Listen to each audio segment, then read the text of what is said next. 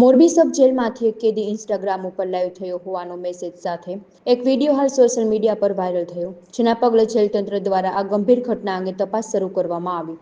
મોરબી સબ જેલમાં આરોપીઓને સુવિધા આપવા બાબતે અનેક વખત વિવાદમાં આવી છે. મોરબી જેલની અંદરથી એક કેદીએ ઇન્સ્ટાગ્રામમાં લાઈવ કર્યું હોવાનો મેસેજ વાયરલ થયો, જેમાં કેદીનું નામ બાબુ દેવા કનારા હોવાનું અને જેલમાંથી રાજવીર આહિર કનારા નામના ઇન્સ્ટાગ્રામ આઈડીમાંથી લાઈવ કર્યું હોવાનું જણાવ્યું. આ કેદી ગેંગરેપના કેસમાં જેલમાં બંધ છે. આરોપી બાબુ કનારા વિરુદ્ધ જામનગરમાં યુવતી સાથે દુષ્કર્મ અને આત્મહત્યા માટે દુષ્પ્રેરણા અને હૈદરાબાદમાં પણ લૂંટનો ગુનો નોંધાયો. અગાઉ આરોપી બાબુ દેવા કનારા ભુજ, પોરબંદર સહિતની જેલમાં પણ રહી ચૂક્યો. છેલ્લા 6 માસથી તેને જેલ બદલી થઈ મોરબી જેલમાં રાખવામાં આવ્યો હોવાની માહિતી મળી રહી છે. આ મામલે જેલ અધ્યક્ષ એચ.એ. બાબરિયાએ જણાવ્યું હતું કે આ બાબતે માહિતી મળી છે, તપાસ ચાલુ છે.